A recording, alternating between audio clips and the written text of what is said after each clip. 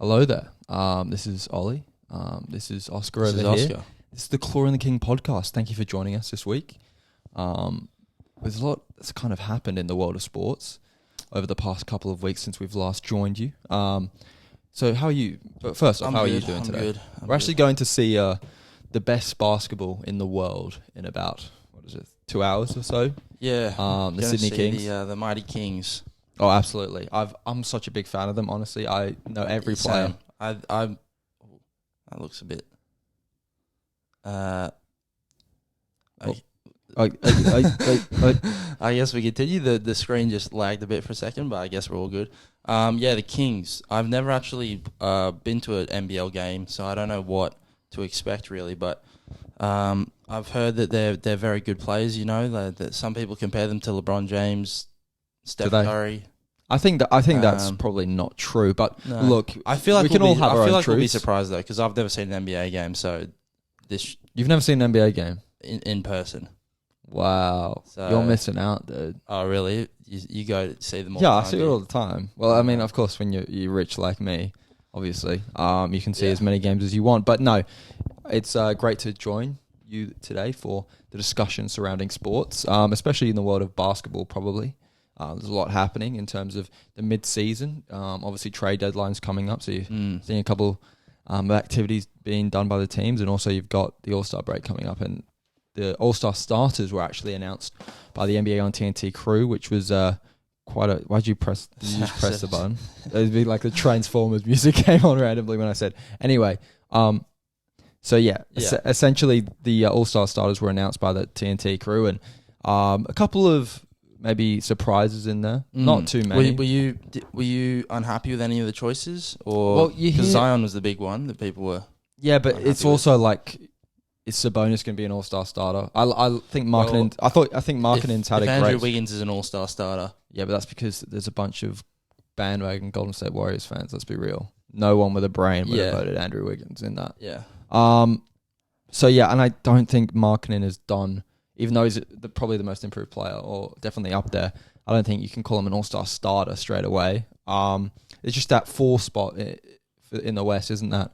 Big of a thing. I think Paul George probably or Kawhi Leonard usually would take that spot, but obviously they've been in and out with injuries. So, and also Anthony Davis was a nominee as well, but again, Mr. Injury prone over there, so he probably wouldn't get in. But I think injuries have sort of derailed that forward spot in the West.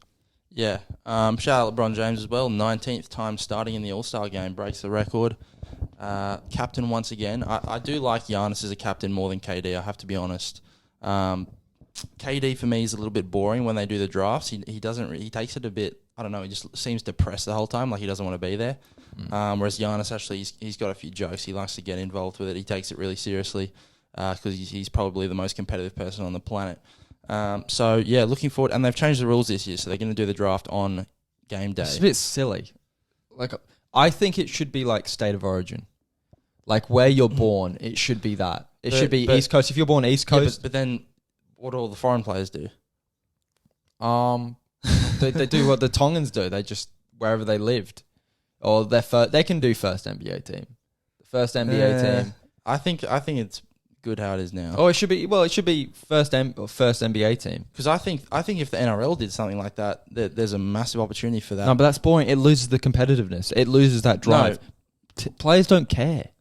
Yeah, but you have to make them care, don't you? So you make them care by putting rivalry. I think a proper all-star game where it's like the top 30 players in the NRL get picked, regardless of where they're from in the NRL, and then and then there's a draft system, and then you play, and there's you incentivize them to win. That's stupid because you lose the blood rivalry. I think you would have Origin as well. This is just instead of like the Indigenous all-star game, you do this. Yeah, probably, but I think they should probably put. State of origin, so like East Coast versus West Coast. Maybe you draft the international players instead.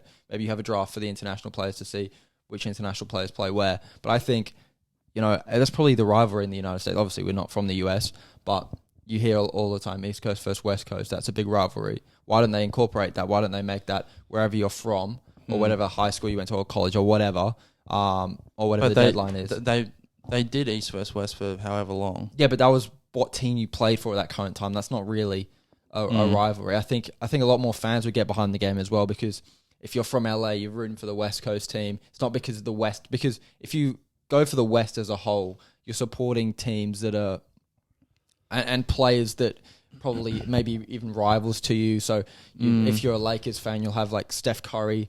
You might have on your team. So I think that sort of system is flawed. But because you hate a player one week and then you love them the next. American sports isn't really similar to Australia in that way, where it's all you root for one team, you root for one state. They just support players pretty much. They just support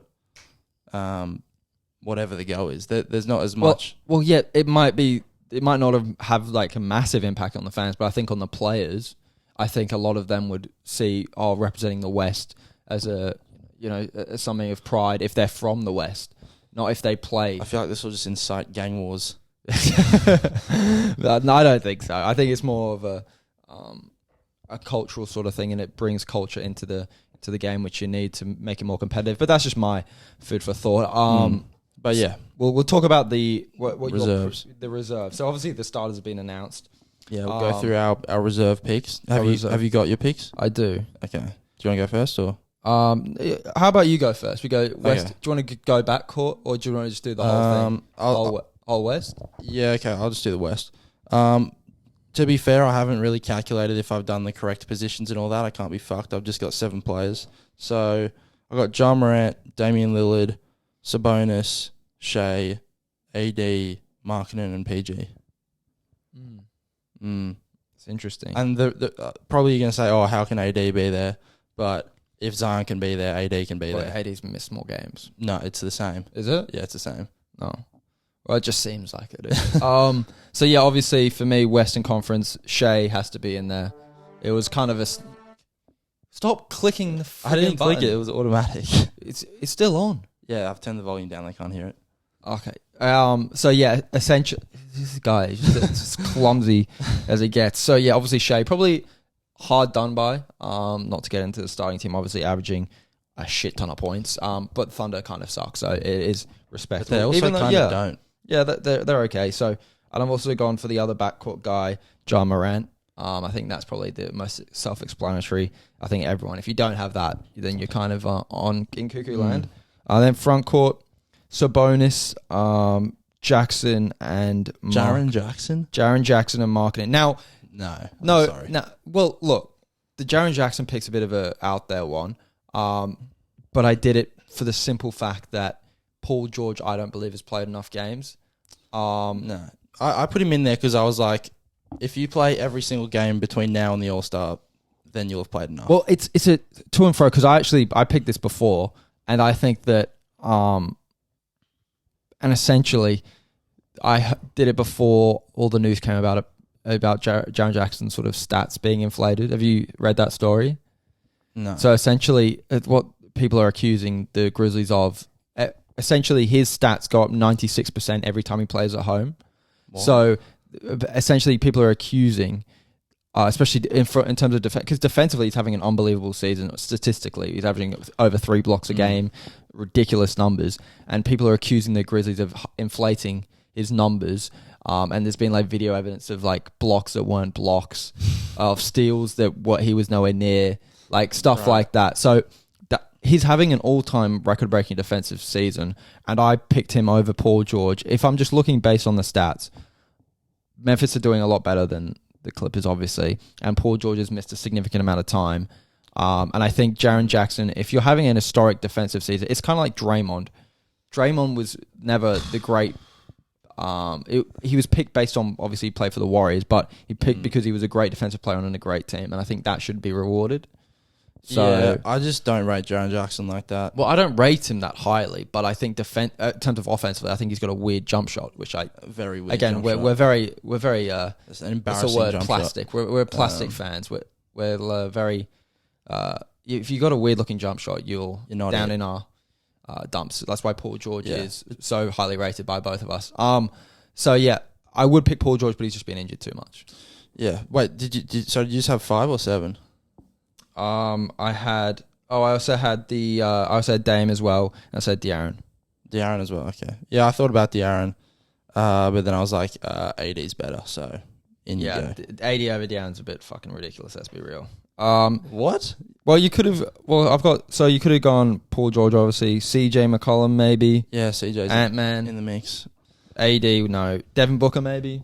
No. But the Suns have been that big of a joke this year. It's kind of a weird one if you don't if you pick them. So yeah, you can't really do that. So yeah, that's my Western Conference. You want to start with your Eastern? Yeah. So my East, I've got in the backcourt, I've got Harden and Jaylen Brown. Then I've got obviously Embiid, Bam, and Jimmy.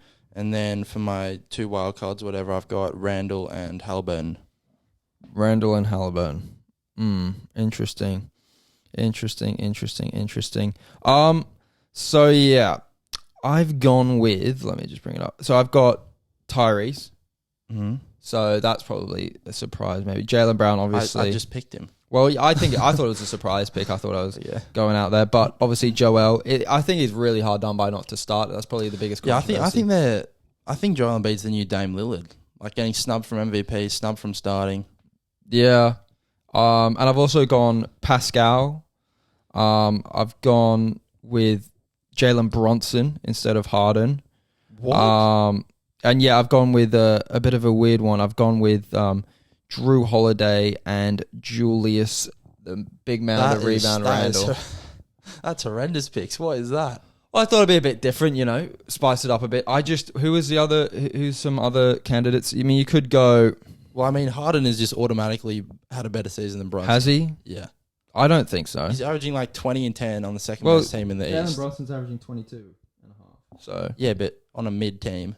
Yeah, but I just don't rate Harden. I just don't like him. That's just my opinion. Jimmy, he's got to be in there. He's the best player on Miami. Yeah, but I think that's a bit of bias towards you. I nearly went with Bam, but I just couldn't pick him. It's just my opinion. I think put 2 Knicks players in there, spice it up a bit, bring a bit of the Knickerbockers. How do the Knicks deserve 2 players, but Miami doesn't deserve 1? Because it's just I just don't rate how they see. I don't think they've been bad. I think they're very similar in terms of the numbers, and I think the Knicks are overperforming what people anticipated. Even though they're not fantastic, they're still overperforming. So I'd pick those 2 players over. And look, it could have gone either way. I probably could have gone Jimmy and Julius, or I could have gone Brunson and Bam. But it was just the way the cookie crumbled, really. Right. Well, I'm reasonably confident my list is going to be closer to what happens than yours. Well, Eastern Conference is tough to pick. Well, because Harden will always automatically get picked. This is who I'd pick. This is not predictions. This is who I'd pick. I just don't rate Harden's game. But you had Jaylen Brown, right? Yeah, obviously. So, yeah, I think it is a bit controversial. Did you have Pascal? No, I didn't. What? He's averaging 26 a game. Yeah, but the Raptors are like 5 games under 500. Yeah, but they're still averaging 26. If you're averaging 26 a game, you get in the All-Star game. So, okay, who'd you pick out of it? So I had Butler and Bam, and you had Brunson and Randall. Siakam. Yeah. Yeah. So I think. But who else? You had Holiday as well instead of Harden. I had Brunson. Let me see. You had Drew Holiday. Yeah. I had Holiday instead of Harden. Let me just say it again. So I had Halliburton, Brown. I had Joel. I had Pascal. I had Brunson, and I had Drew Holiday and Julius Randle as well. I mean, yeah, I guess Siakam, but I don't really rate him, so. Sorry. The Raptors are shit. He's shit. Sorry, not sorry. Yeah, but he's also averaging 26 again. I know he's boring, but Joel's averaging 33 and he's not starting, so. Yeah, that's because the East has probably the 3 best players are in the front court, so. Yeah, but he's probably having the best season out of all of them. Well, you could argue that with the picks, he probably should have been starting over Tatum, in my opinion, but because Boston have got the best record in the East, and he's the best player in Boston, so that was probably the thinking behind it. So I would have picked him over Tatum, but it's where the cookie crumbles. I know the Harden pick's a bit out there. It's probably the wrong pick, but I just don't like his game. I think he's. But he's actually, respectfully to him, I hated him as well previously, but he's changed his game this year. He's done a Melo, he's done a Westbrook. He's realised I'm not the guy Okay, anymore. I don't think he's that bad. I didn't never say he was that No, bad. but he's realised that he's not that guy anymore, and he's playing a really nice second fiddle to Embiid. Yeah, look, I think he's been solid. He's just chubby, isn't he? He's just a bit chubster. He's a bit of a chubster, and look, there's nothing wrong with that. Obviously, you can have a bit of muscle. I wouldn't call it muscle, but he's got a bit of weight on him, which is fine. He gets to throw it around a bit more, a bit more strength out of him. And I think he has changed his game. Obviously, he can't do the things that he used to do in Houston, which was grab people, and the ref would call it a foul because of the rule changes. And I think he's adapted to it well. But I think he's also on a great team. And I look at guys like Pascal. He's on a shit team, and they're still swimming. They're still swimming But above water. the Raptors shouldn't be shit. Have you seen how bad that team is? But Fred Van VanVleet was an all-star. Siakam's no, been but an he's all-star. terrible this year. He's absolutely garbage. Scotty Barnes is meant to be one of the Doesn't best care. young players. Yeah, it's because he won Rookie of the Year last Gary year. Trent's a good player. Gary Trent. OG Anunoby's meant to be the best defender in the league. I still think a lot of their star players have underperformed apart from him. Everyone else has underperformed. Yeah, and they've obviously underperformed, but I don't know, but they're he's a good keeping team. them above water. They're a good team on paper. They're just underperforming. Well, yeah, that's my picks. I think it's probably fair. The East is tough to do because there's a lot of guys that are around that 22, 21, 23 point per game mark that you could all pick. And I think Harden will get picked. But yeah, not having Pascal on your list is a bit weird. I'm not going to lie to you. I think you don't think Pascal's going to get picked? No, I don't. Who do you reckon's going to go over him then? Bam. Or Jimmy. Is Jimmy a guard or a forward? I don't know. He's a guard. Yeah. So you'd have Bam. I'd have Bam over him. I don't think Bam would go over him. I think Bam might get picked, but I think it might be Bam and Siakam. So yeah, that's our list. And if anything, I'd have Siakam over Randall. But well, yeah, but I think Randall's had a sort of a renaissance almost. He's playing a lot more. He's playing a lot more efficient basketball. Even though I don't love his game, the Knicks are playing a lot better, and he's a big part of that. So you got to give him credit. He was basically called an absolute bum last year after his most improved season the year before, and obviously this season he's done pretty well. So that's why I've picked him in the Eastern Conference. Okay, well, we'll wait to see the announcements, obviously, of the teams, and then obviously the draft and the game itself. But just to finish up on the NBA chat for this week, if you've been watching the All-Star announcements and such on TNT, you will have noticed there has been a new crew. A new host, Adam Lefkoe, I believe his name is. I don't think he's new. I think he's just... No, he's been around, but he filled in for Ernie. I don't know what Ernie was doing this week, but he filled in for him with Charles and Kenny and Shaq, and you could tell that the three of them hated him pretty much. But then they also do, I don't know what day it is, but on the off day, he does his own show with Shaq, Candace, and now Jamal Crawford. You just brought it up that you weren't really a fan of the new crew. Well, it's been going for maybe a season or two now. I'm not too sure how long the timeline is, but you can tell because it's got like the gold sort of layout instead of the traditional one for that TNT crew. Look, I just think the chemistry has been so off with that group ever since it started, really. Even though Dwayne Wade was on it originally, and like you mentioned in our conversation, I even still think with that, it was just... You watch the analysis, it's so disjointed, it's so like it's like it just feels like the conversation isn't flowing at all when the analysis is going on. It feels like the jokes aren't genuine. They're trying to manufacture stuff. And it's nothing against them as people or them as future analysts by themselves, because it also depends on the situation. Some people are more comfortable and better at analyzing stuff or better at making jokes in different sort of groups of people. But I think that Candace... I don't think she suits that really. If you click that again, it doesn't matter. They can't hear it. So yeah, essentially, I just don't think she's ever gelled with that crew personally. I just don't think she's a great addition. I think Jamal Crawford, he's always seemed like a quiet, meek guy. Anyway, I loved him. He was a great player on the Clippers, but he's never seemed as like an outlandish personality, a character that you want on that type of crew. And it's all fine. On ESPN, you have Stephen A. Smith and guys like that maybe a bit more out there as characters. But usually on ESPN, you might have analytical people like Tim Legler, and that's fine. You can have that kind of content. But I think the NBA on TNT, it's not really about that. Yeah, it's short 5-minute bursts. It's about jokes. It's about Twitter. It's about memes. It's really the best basketball show because it's just they don't take themselves too seriously, and I think they're almost like kind of stuck in the middle. Like they don't know what they want to be. Yeah. Yeah. It's just a bit because they're obviously trying to be similar to what the original crew is, but also different. Yeah, they're trying to be themselves and trying to be analytical, but it just doesn't come across as genuine, and it's just always a disappointment when you're obviously in Australia we don't get broadcasted that many games, but we do have a couple national.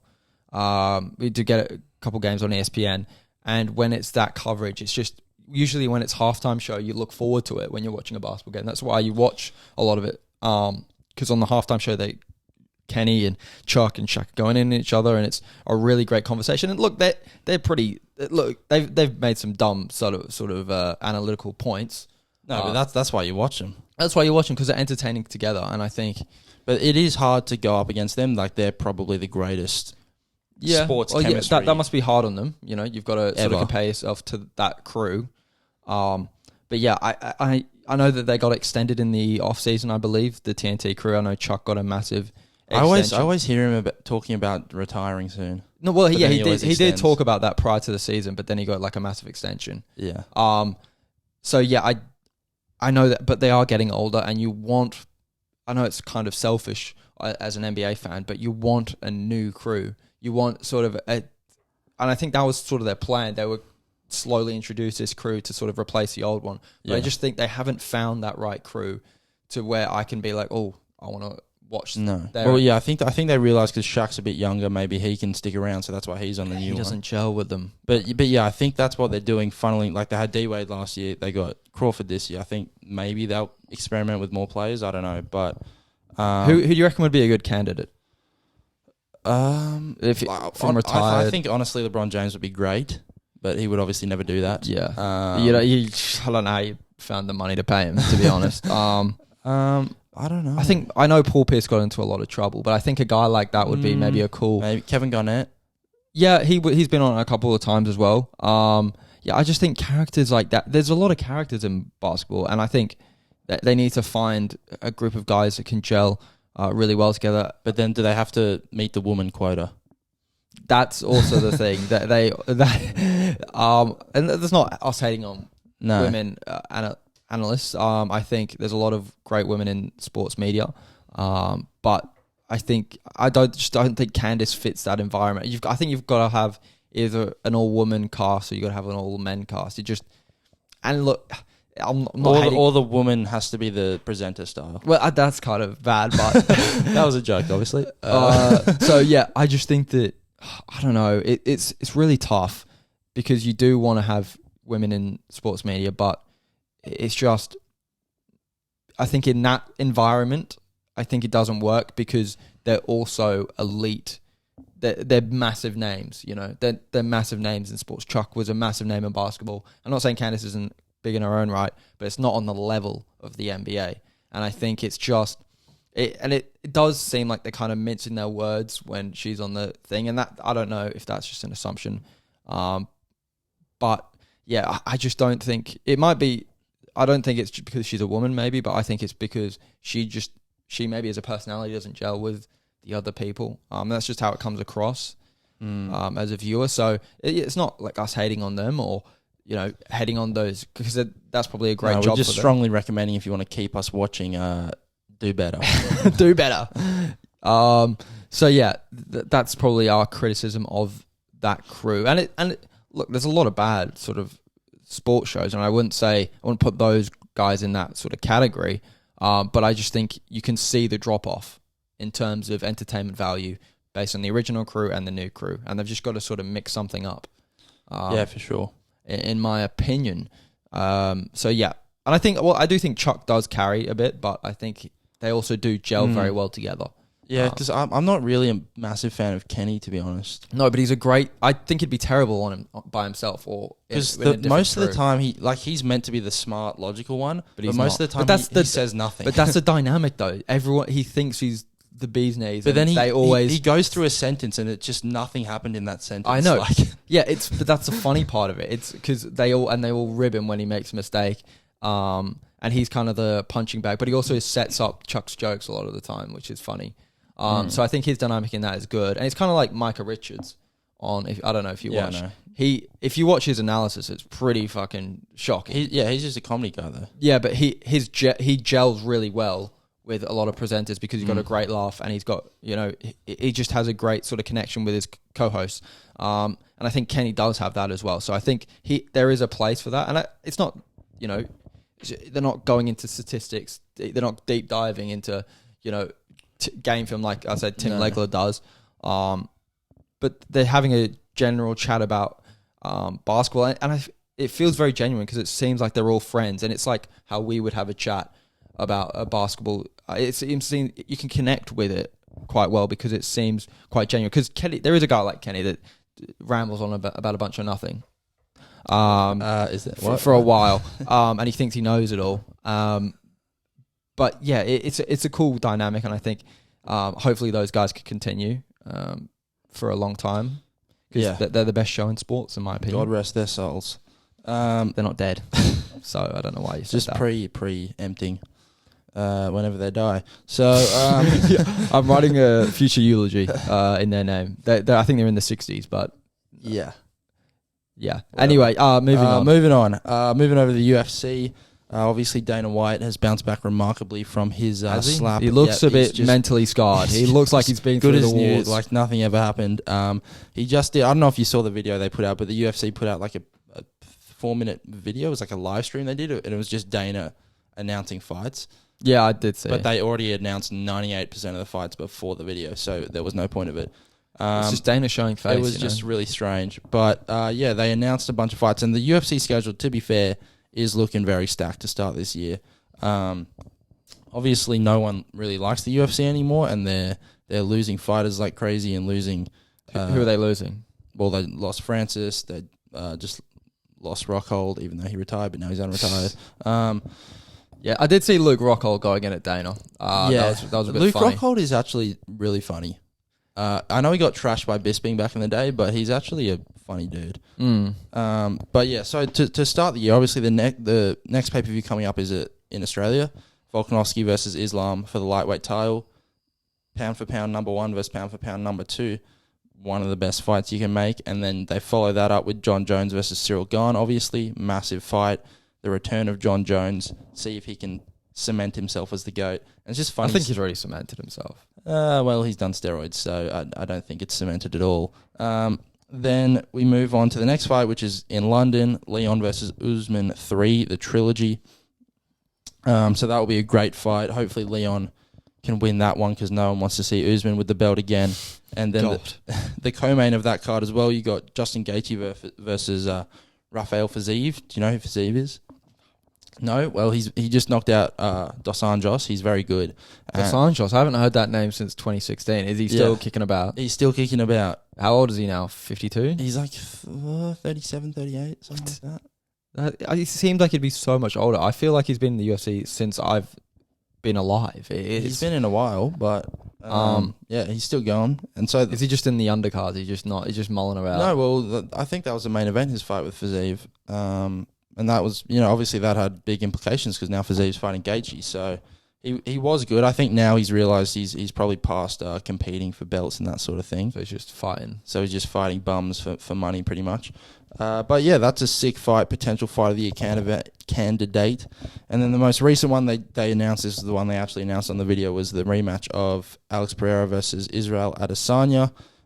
Again, another sick fight.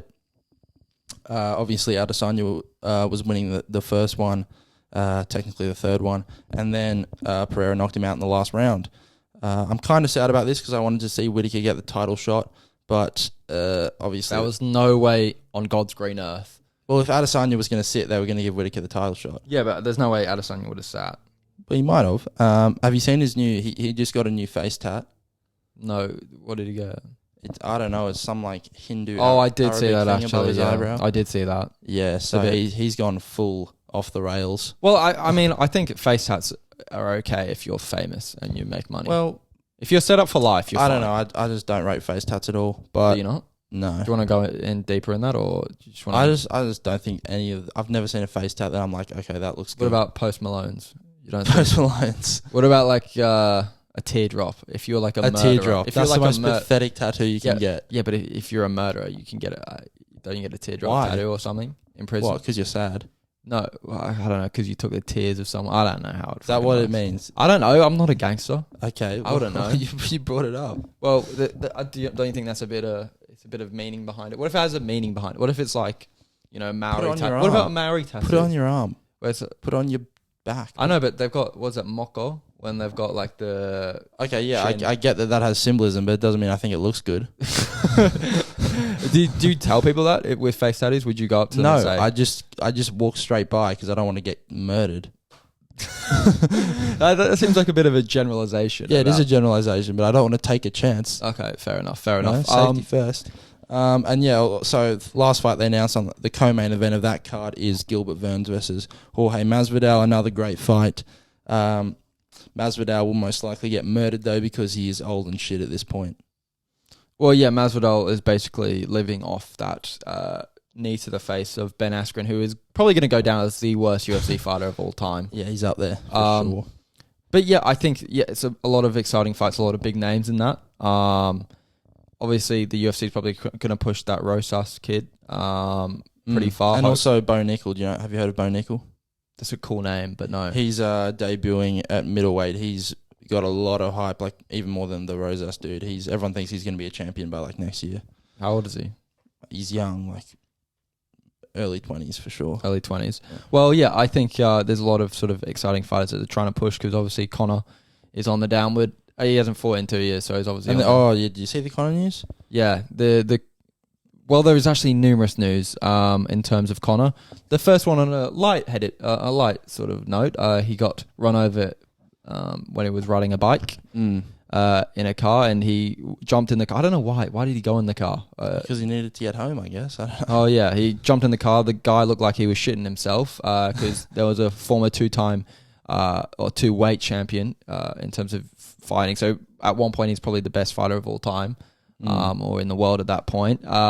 And then you'd be scared, wouldn't you, if Conor McGregor, especially an angry Conor McGregor. There's people to run over, and Conor McGregor probably isn't the one you'd pick. Yeah, it'd probably be top 10 of guys you wouldn't want to in the world. No, he gets angry at the best of times. So yeah, so that was lighthearted. He was obviously played around with it. He probably enjoyed the fact that he was scaring the guy, but it was a lighthearted thing. It wasn't anything serious really. It was good that he didn't break his leg again.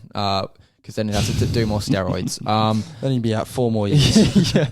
God, thank the Lord for that. But on worse news, Oscar brought this to my attention. I didn't even know it was a story, but apparently he got a bit rowdy, rough and rowdy. Well, literally, yeah. On his boat. yacht. Was it a yacht or a yacht? Yeah, or his a boat? His yacht. Obviously, yeah. He's not cruising around a sailboat, is he? When he's worth that much money. And apparently somebody is accusing him of being quite violent in terms of a threatening way. He's saying that he would allegedly that he would want to kill her. Was that something? Yeah, he apparently threatened to like drown her in the ocean or something.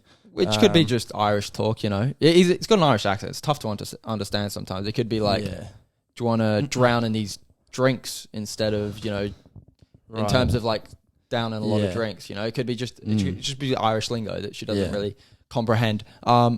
It's just not great news for Conor. It could be one or two situations. She could be using the fact that it's Conor McGregor and the fact that he would do something like this as sort of motive, as sort of like, oh, people are going to believe me because he would do something like this when it didn't happen, or he could have actually done it because he could actually do it. I think innocent until proven guilty, though. Obviously, especially in this circumstance. Like I haven't got the quoted story here.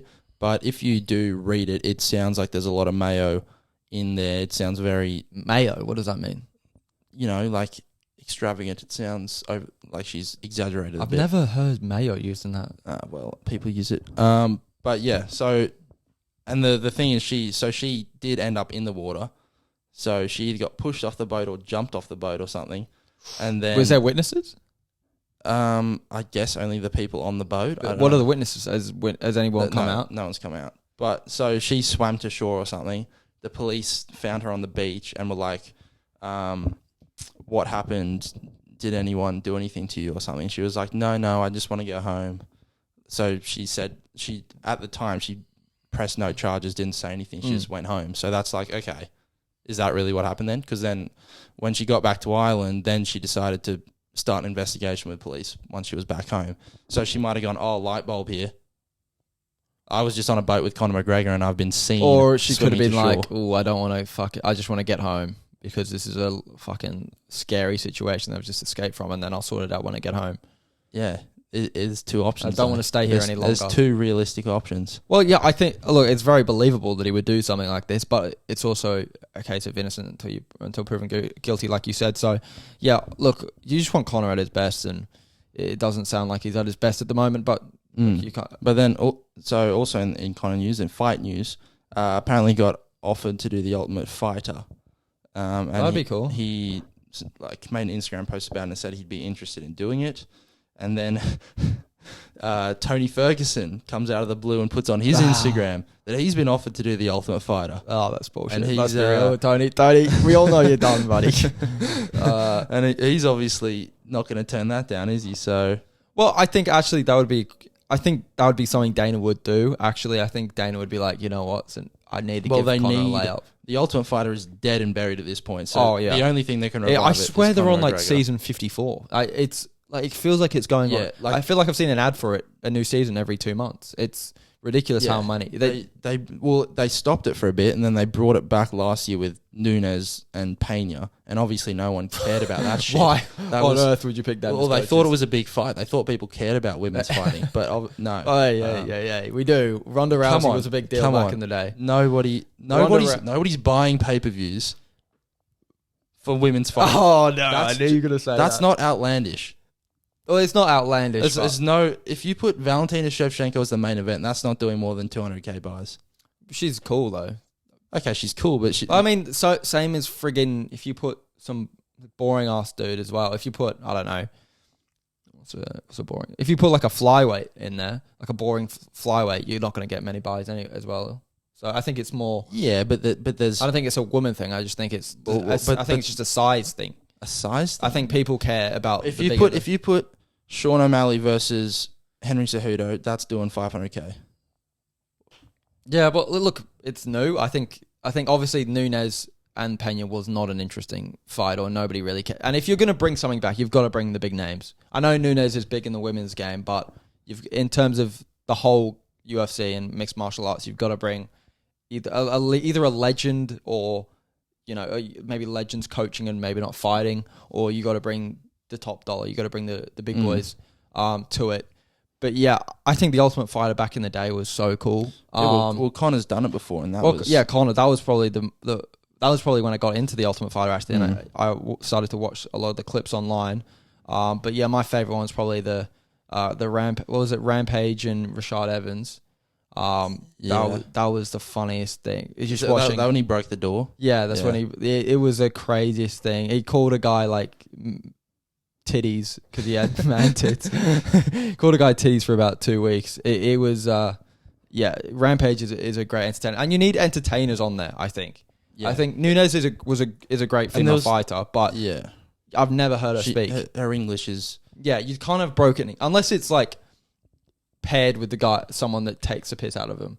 I don't know. If it was like Jose Aldo, Conor even McGregor. like women, like Joanna Jędrzejczyk did the Ultimate Fighter back in the day, I think, with Claudia Gadelha. Yeah, that was a good one. That was entertaining because Joanna she talks shit. Yeah, I don't think it's a matter of fact if you're a woman or not. I think you've got to just be an entertaining TV personality. And obviously it helps if you're a bigger person, if you're a bigger fighter and you're more well known. But yeah, I think a Conor Tony would be actually really, really funny. It would be funny, but then you would see a 40-year-old Tony Ferguson that has the body of a grandfather at this point. Well, the fight would be terrible, but who cares? It's about the TV show. Yeah, I would watch that. I would watch. Yeah, obviously you're going to watch it, but I think also maybe the fighters, like how they obviously coach fighters. I think they'd be like, well, am I really going to learn off Tony Ferguson here? They'd like go running with wolves. Tony Ferguson's like, lesson 1, boys. We're going to kick a wall for an hour.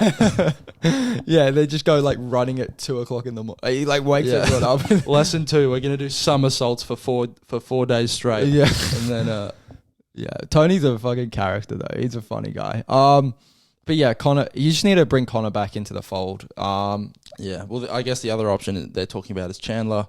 I just don't think I think Chandler is just manufactured. I don't think there is a real sort of entertainment value with Chandler. No. He's had very entertaining fights. But in terms of a fight, it's a more... yeah, but I don't think people would believe that rivalry. Like I could believe that Tony Ferguson and Conor McGregor don't like each other. Like I could believe that. Well, there's a lot of history between them. Yeah, it'd be funny as fuck just to watch them drawing at Tony, each other. Yeah, like when Tony won his interim belt, Conor was still technically the champ at that time. Yeah. So, well, I think also Conor's chat has gone a bit down. Like back in the day, like he against Uriah Faber,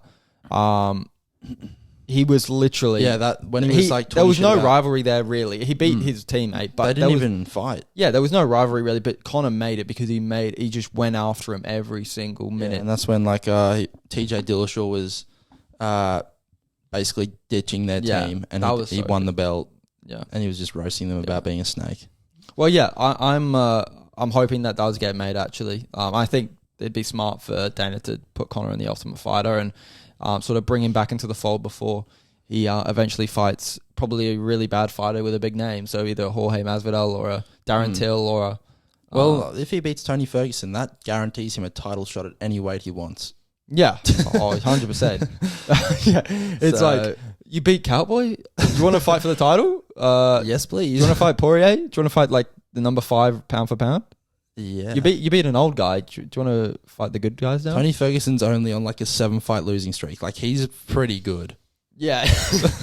When he was like a lot younger, people talked about him and Khabib. They did. And that's funny. Like, oh my God. Tony still talks about, he's like, are you ready to fight Tiramisu? Are you ready to come back? He still thinks he's going to fight Khabib.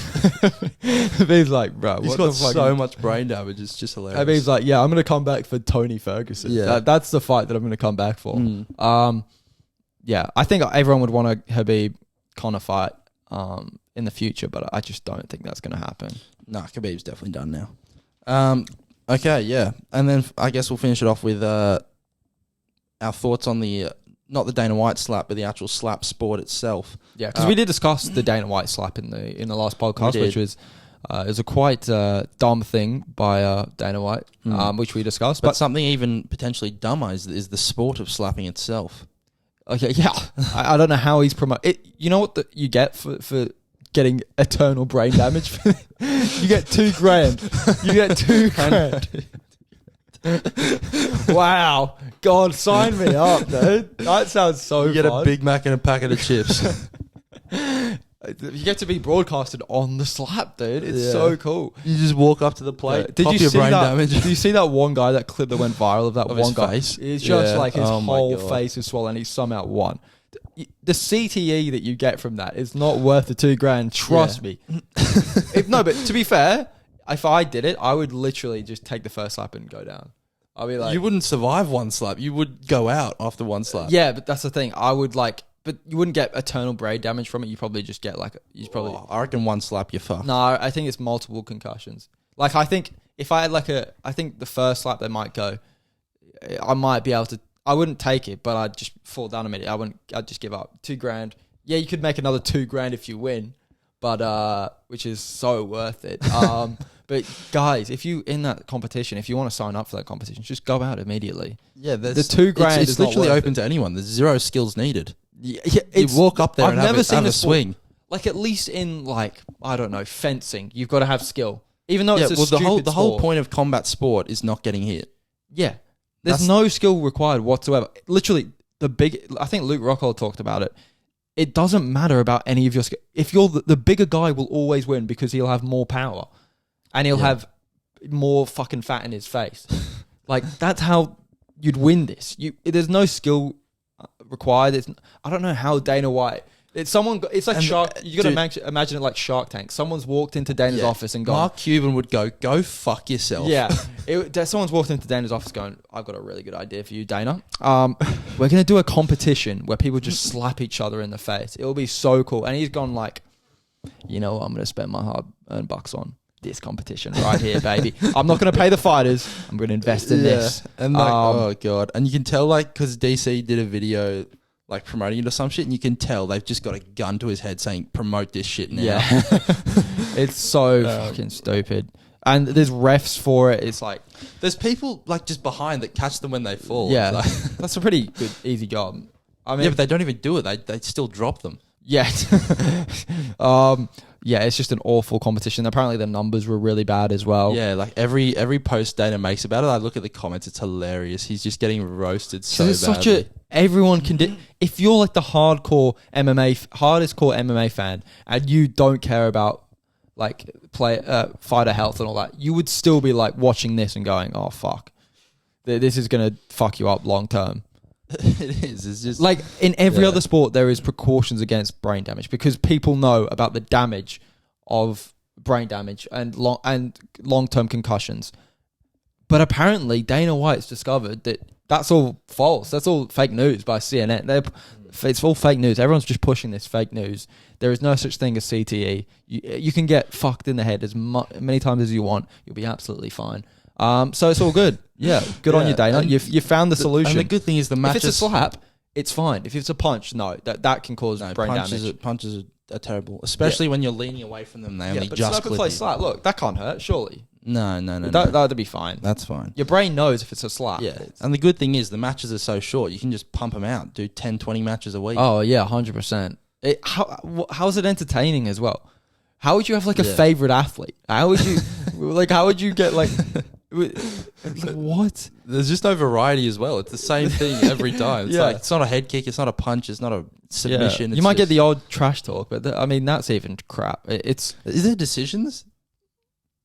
Or is it just you go until someone dies? I think you can forfeit or you go until someone gets knocked out.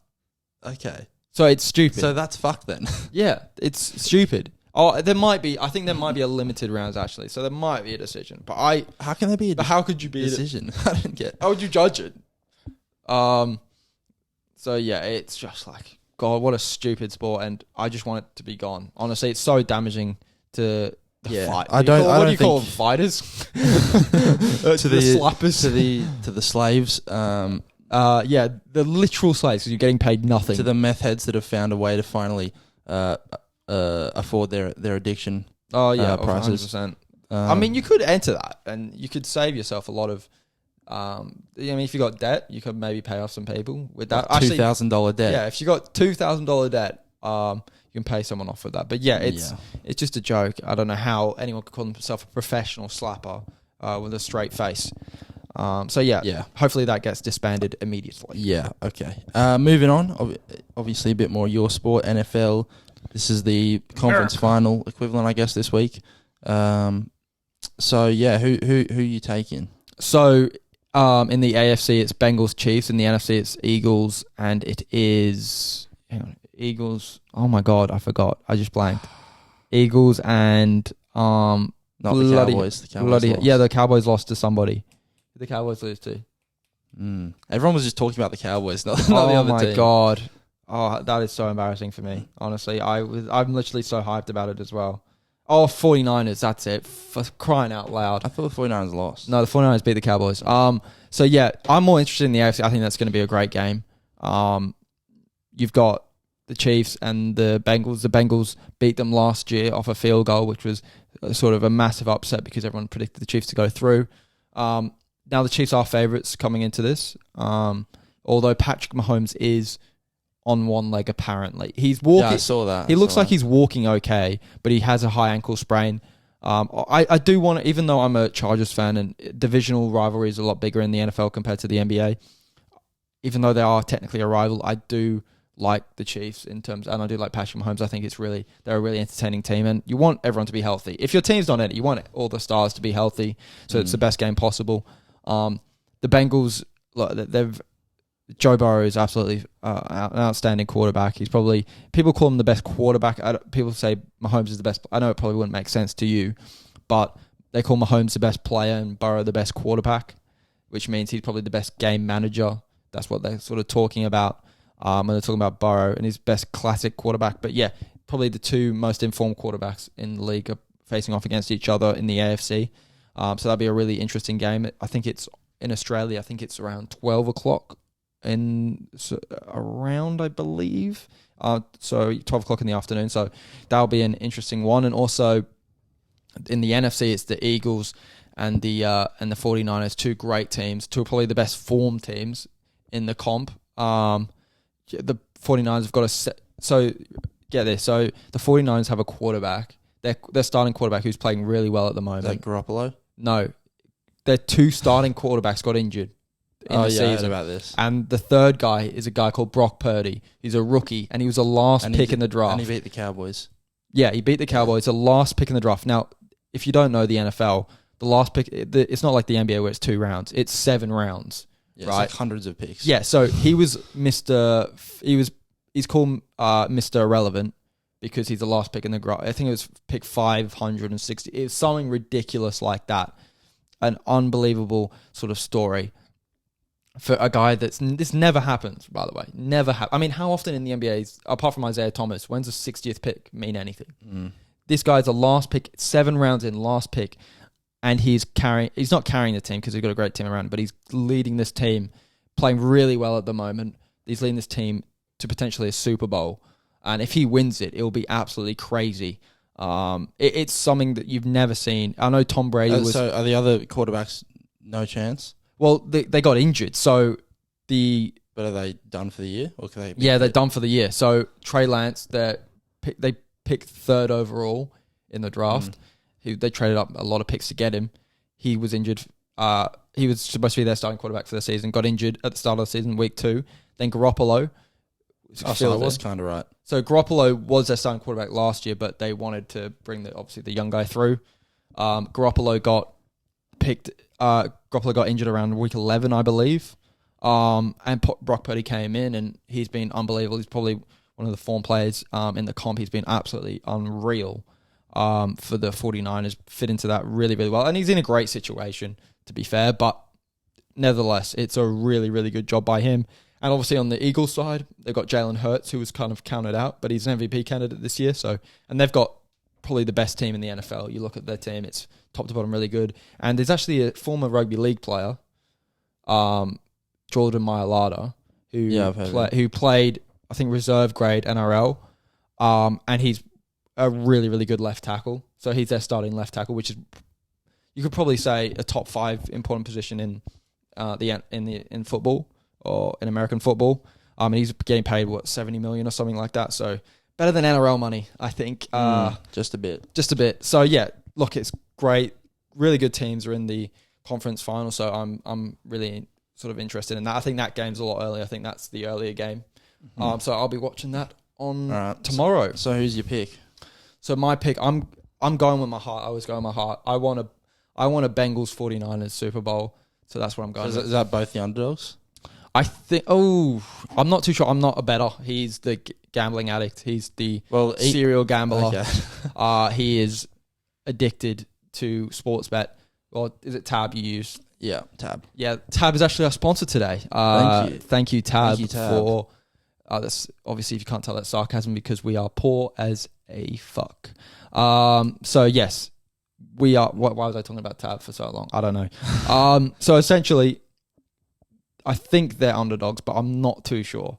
I could be wrong. I'd assume that the Bengals are underdogs, and I'd probably assume that the Eagles were underdogs, actually. Really? But the Eagles had the better record, didn't they? Yes, but it's a really tough one. I wouldn't know. It'd be really, really tight either way. But I hope, in terms of I'm picking for my heart, I'm hoping 49ers and Bengals go through. Okay. Well, I'll take the opposite? Eagles and the Chiefs. Oh, lovely. Yeah. Let's go Chiefs. I love Patrick Mahomes. I've always loved him. Have you? You've always loved him? No, I haven't. I just want to see the Rihanna performance. Is she the halftime? Yeah. Is it with anyone else, or is it just Rihanna? I'm sure she'll bring someone out. What are the songs you're hoping to play? What's your go-to Rihanna jam? Or is it just because she's hot? Maybe Umbrella. Maybe Disturbia. Have you seen the Tom Holland lip sync video? Yeah, I've seen it. Maybe they do a cameo. That would be kind of cool. They do it together. Because when the sunshine we shine together. Rihanna has so many like collabs with like she could do any of the Drake or Eminem or Kanye collabs. Yeah, I think it. Jay-Z. Yeah, I think Super Bowl halftime show is a bit overrated. To be honest, it's like, mate, get on with the fucking game. It's been fucking 40 minutes. Let's go. Come on. Okay. Well, we'll look forward to that. Last little sports topic for this week. We'll quickly touch on. If you didn't know, well, if you wouldn't know if you're not in Australia, but if you're in Australia, the Big Bash finals are on at the moment. So the Sixers just lost to the Scorchers. The Thunder lost to the Heat, so they're out. Tonight it's Heat Renegades. The winner of that will then play the Sixers, and the winner of that will then play the Scorchers. Oh, so the Sixers. What's the point of losing that game? You have to play one extra game. Yeah, but the NRL's a lot tougher than that. Yeah, it is. So that's so stupid. There's only 8 teams in the Big Bash. That format is so stupid because if you lose a game, you're like, okay, so I get an extra week off, and I just have to play the winner. I just have to play an extra game, and then I'm back in the final again. Yeah, there's a lot of. So basically, if you come first or second, you're basically a guaranteed. Good chance. Yeah, it's a big reward finishing first or second. So yeah, and I don't know. I think the Big Bash, the start of this season was really bad, but it's come on. I think it's come on. Yeah, like there's definitely I'm noticing bigger crowds, and especially I did actually watch some of that Perth Scorchers Sixers game. The crowd was packed out. It's in Perth, and what else do they have to do there? Really, I mean, Jesus, it's the only entertainment they've got. Yeah, so there might as well be a crowd there, but still, it's surprising because it was just a sea of orange really in the crowd, which was quite impressive. But so I'm a Sixers fan, and I can happily watch a Sixers game because I'm invested in it and I know all the players and all that. And I think where the Big Bash is going wrong now is that they're just not having the marquee players playing in the games. Because a lot of the games, like Heat Thunder, before all the test players came back, I didn't know half of the teams, so I'm just like I don't care enough to watch this game. And I think when the test players came back, that gave the comp a real boost. Like watching Steve Smith play the best T20 cricket maybe ever. And then obviously Warner, massive names, Khawaja, Labuschagne, them all come back. It really gives the competition a boost. But now we're going to lose those players for the most important games. Yeah. So it's a really, really tough competition. And you've got to look at, from an organizational standpoint, how tough it is to run that, because the money, you just don't have the money that these South Asian countries do. You just don't have the money. Yeah, because like you see, there are so many teams, there's so many, fans, especially in places like India with the IPL, that are so invested in cricket. So you'll have this, that's like their main sport. So the IPL is the biggest, probably domestic. I'm not too sure about Indian sports, but it's probably the biggest domestic competition. And it's tough to compete with that when cricket is nowhere near that in Australia. And I'm pretty sure Steve Smith has got commitments to like was it like a Saudi league? I'm not too sure on the actual league. Like Chris Lynn left halfway through the season to go play somewhere else. Yeah, it's just they need to have exclusive contracts. And I do think these Australian players would want to do it. I do think if the money's there, if the money's definitely there, which is not really mostly easy. Just if the money's there. Yeah, no, but I think if the money's somewhat similar, even if it's a tad less, I think obviously the Australian players would prioritise playing in Australia and playing in front of home crowds and playing in their home country. But because the money is so much more substantial in foreign countries, it's so tough to keep these players, and it just ruins it because it's so weird how you have Steve Smith's in the Sixers team halfway through the season. It just doesn't make any sense. And when it's the Ashes, when it's like it's the summer and it's a 5-test tournament, there's no way that these representative players will play. And then you got the ODIs, the international ODIs. There's no way that these representative players would play in the Big Bash. You just can't convince them. It's because the schedule is so packed in cricket. It's so ridiculous how packed it is. It's impossible to get these guys to play. And it's possible for these guys to play a full season.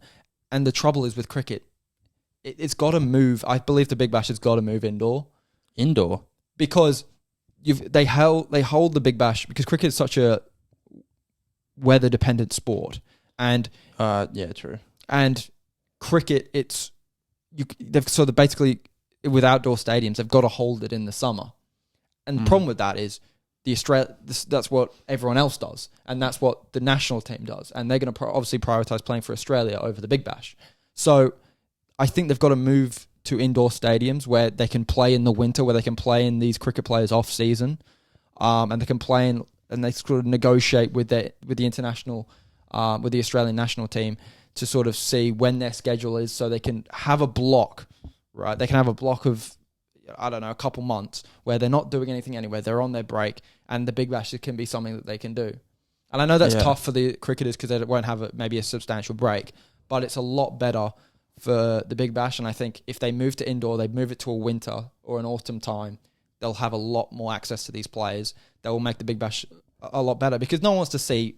And obviously the per score. But how could they do indoor? Well, they've got indoor. I know they might have to move to one venue, but they would have. Yeah, like I know in Melbourne they wouldn't have a stadium in every city. I know. So maybe they'd have to build. I don't know how they do it, but I know that's probably the only way that you're going to combat it. I don't know. Obviously, the Melbourne Renegades have that. Is it the? I don't know what it's called. Marvel. I don't know what it's called, but yeah, the Renegades have a roof in there for their home stadium. Yeah. So it's got to be something like that. 6 if you hit it. And I know people want to see it at the SCG, and people want to see it, in Perth. They want to see it in Tasmania. They want to see it all over, and I get that. But you've also got to be realistic. Do you want to see it played all over, or do you want to have all the best players playing at the same time? Essentially, yeah. I know it's a tough decision to make, but it's just a decision you have to make because people want to see Davey. But then also, if it's in the winter, are they going to get people choosing Big Bash over NRL or AFL? I think they would. I think I know it'd be hard to compete, but I think if it's on like they have it on weekdays, I think it's not on similar days. I think because of the cheapness of the tickets, it'd be accessible to go to for all. I think it'd be a good sort of situation for them because I think if you're going to try and convince, because it's a very family orientated thing, the Big Bash. So I think if you can convince your kids, I'm going to come to you and say, I want to see this fucking nobody that plays county cricket or shoot shield for New South Wales, who's the 5th batsman. They're not going to go to their parents and say, oh, Dad, I want to get Big Bash tickets to see nobody that they know. They want to say, oh, Dad, I want to see Davey Warner. Dad, I want to see Steve Smith. Dad, I want to see, the best players. I want to see Pat Cummings. They want to see the stars, and I think you've got to allow the stars to play, and you're going to have to sort of have a solution to that because you can't have players coming and going because it just delegitimizes the whole competition, and it makes it so hard to follow from a neutral and so hard to get into from a neutral's perspective. Yeah, for sure. I definitely think it needs to be looked at, the structure of the tournament. And yeah, I mean, winter's definitely an option, but I guess we'll have to see what they do moving forward. So we'll leave that chat there, and then we'll quickly finish off because we do have to get moving soon. But if you didn't know, there's a video game coming out in February. Harry Potter. Harry Potter's obviously very close to my heart. I'm a massive Harry Potter fan. I can't lie. Grew up with the books, read them. Grew up with the books. Grew up with the movies. Love the movies. Yeah. It's a great franchise, and it's probably the biggest talk game in the world right now. Yeah, and it's a massive game. It looks pretty sick. I'm definitely going to be checking it out for sure. Are you going to buy it? You're going to spend some dough? I don't know how I'm going to get it for free, so I guess I'm going to have to buy it. You could steal it maybe. You could be naughty. I could steal it. Well, my console doesn't have a disc slot, so I can only get it online. Okay, yeah, that's fair. So there is... I think it's got a lot more sort of... especially social media sort of presence when they revealed that you can do the unforgivable.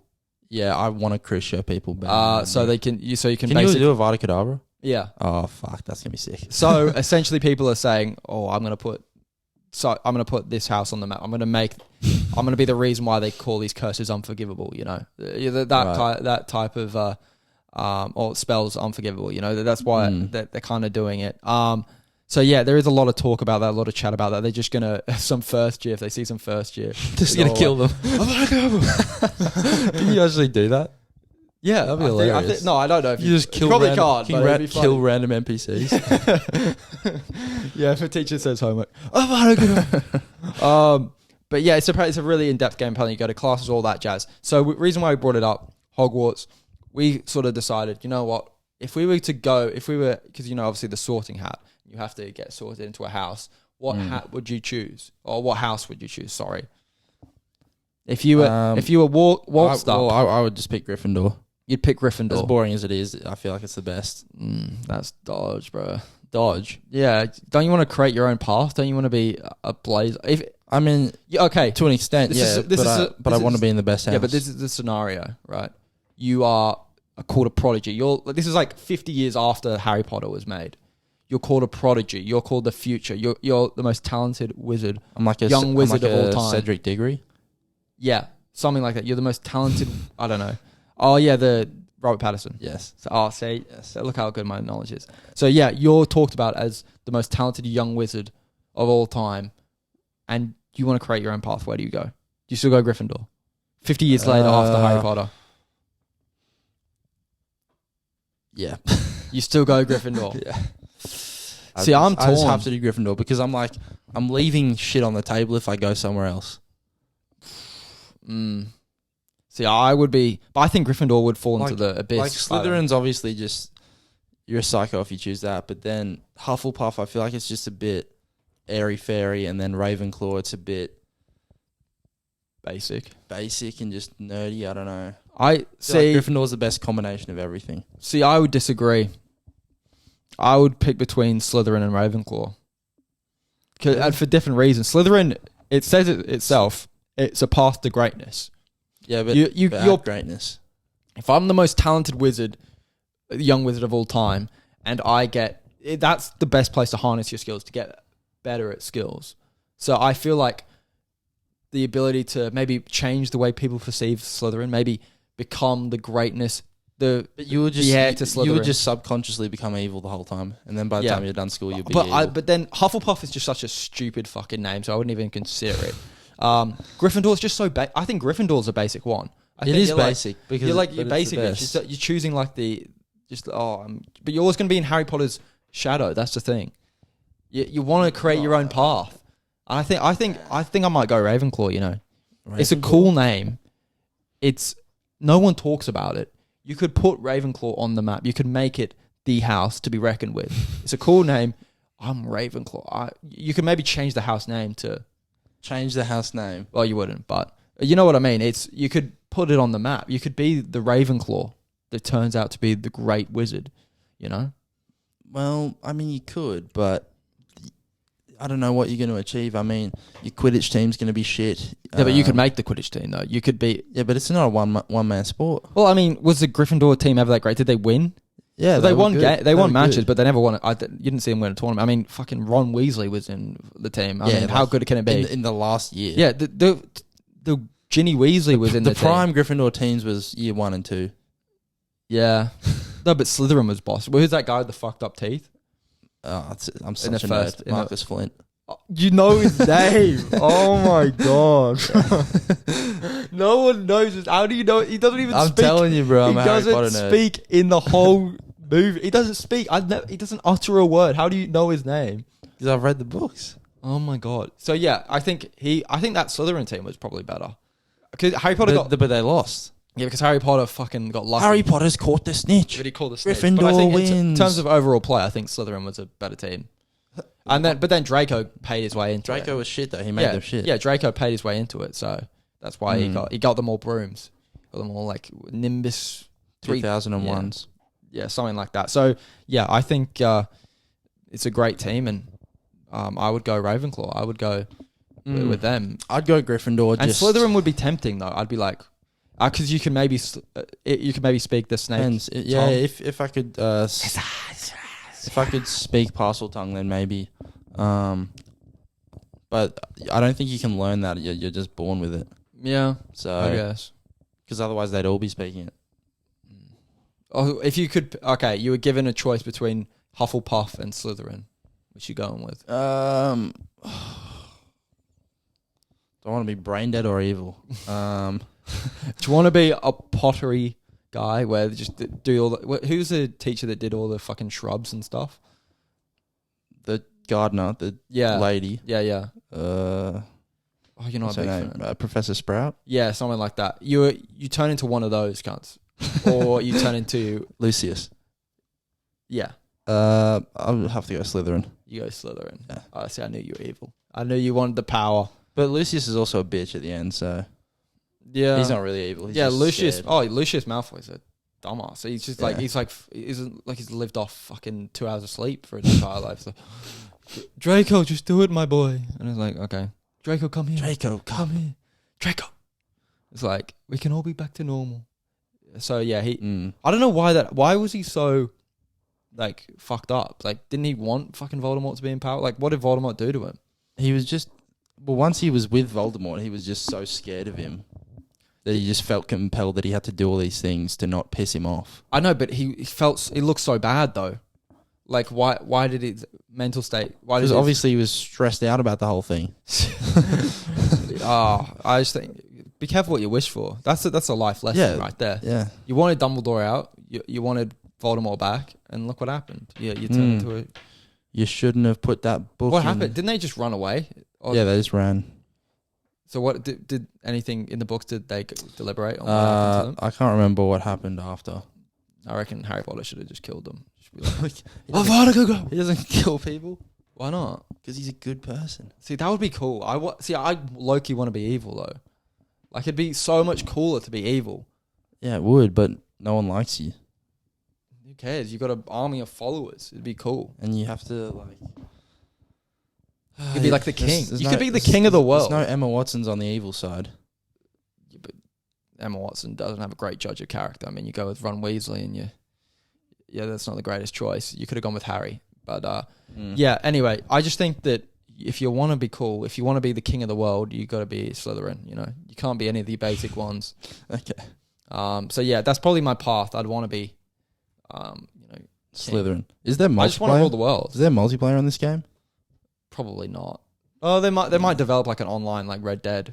They might develop that later on. I'm not too sure, but yeah, I don't know if I'm gonna get the game, to be honest. I'm a bit of a Harry Potter fan. I'm not huge in it though, and it looks rather expensive. But I'll consider it. Okay. Yeah, I think that caps it off for this week. Thanks for watching, everybody. Sorry. What was that? What am I outburst? Okay, well, yeah, everybody make sure to like and subscribe. Tell everybody that you know that the Claw and the King is ready to go. Is that our slogan? Everybody know, Claw and the King is ready to go. But yeah, thanks for watching, everybody, and peace.